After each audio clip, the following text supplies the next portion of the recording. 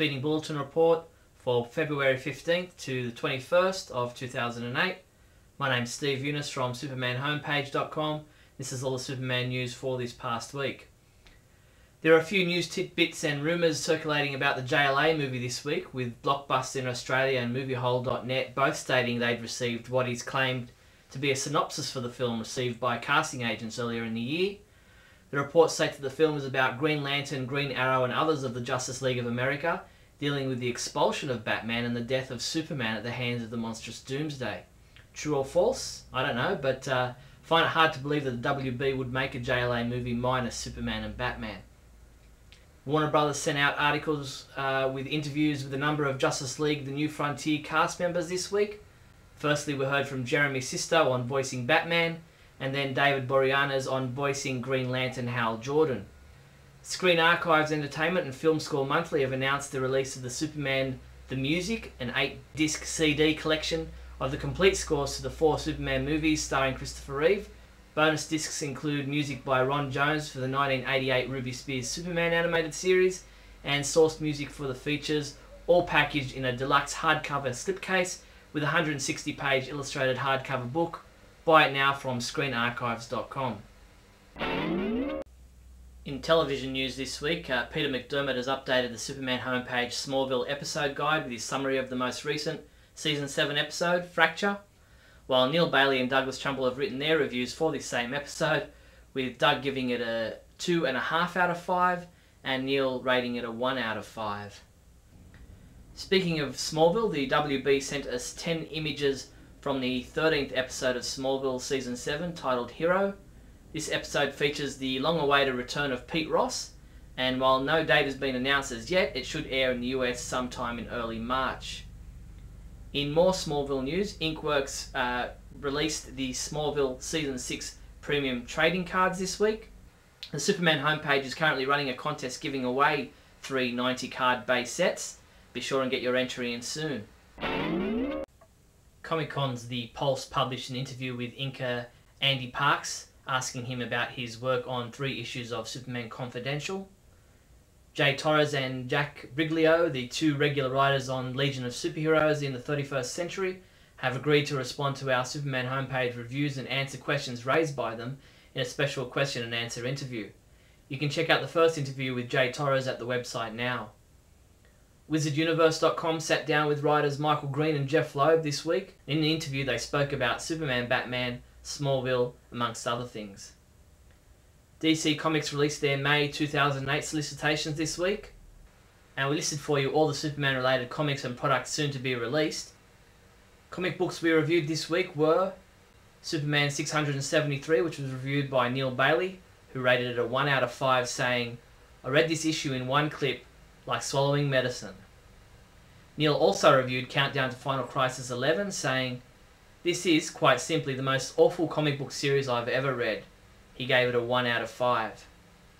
Legion of Superheroes in the 31st Century number 11 was reviewed by Adam DeChannel, who rated it a 4 out of 5, saying, "I have asked for the book to take themselves and the audience more seriously, and suddenly we get it by the bucket load." And last of all, JLA Classified number 52 was reviewed by Michael Bailey, who loved this issue, rating it a 5 out of 5, saying, "Roger Stern delivers the big bust-ups in this issue and does it well."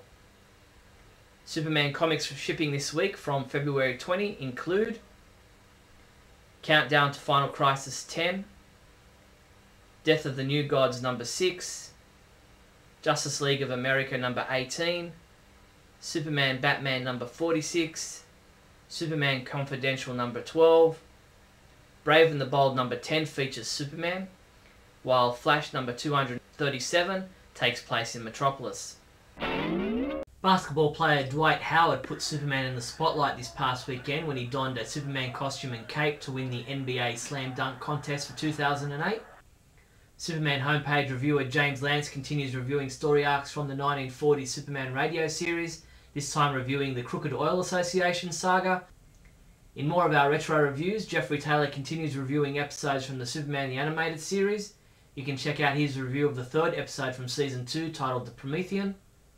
Kurt Busiek joined us again this month for the regular QFK forum answering your questions about Superman 673 and other related topics. In another Superman homepage exclusive, Barry Fryman interviewed Jake Rosen, the author of the book Superman vs. Hollywood. On top of this, we're pleased to announce that we're giving away a copy of the book Superman vs. Hollywood to one lucky fan, while also presenting you with an exclusive excerpt from Chapter 14 of the book. Lastly, we're looking for a new logo for these Speeding Bulletin video reports, so if you fancy yourself as a designer and would like a chance to win a $100 gift certificate from supermansuperstore.com, then visit the Superman homepage now to find out how to get involved. And that's all the Superman related news for the week, February 15th to February 21st. I'm Steve Younis from supermanhomepage.com.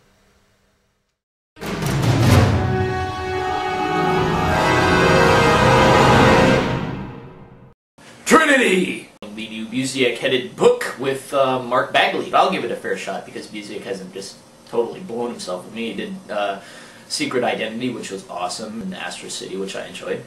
But the thing that really weirds me out about it is that it's another weekly book, or the concept of another weekly book after one that was just absolutely catastrophically awful in most respects and isn't getting much better towards the end despite actually moving the plot into motion.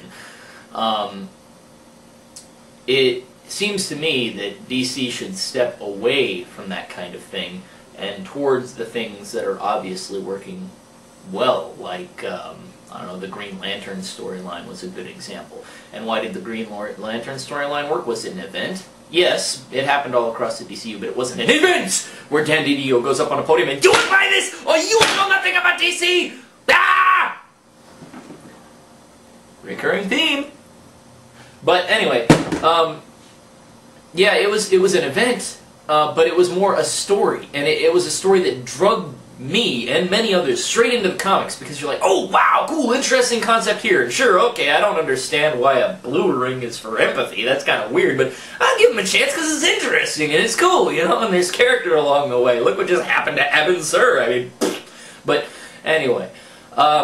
The point being, why doesn't DC work to get a series of writers that actually concentrate on and love the characters enough to put a plot that revolves around them in an interesting way instead of letting exclusives lapse and instead of pushing a crappy book, and I almost didn't say crappy, because of the fact that they have to because it's the spine and they've committed to it. No, just move away from it. Stop doing a weekly book and stop doing this crap. Stop having an event every 2 years. Just make every book great. And if that culminates in an event, great. If that doesn't culminate in an event, great.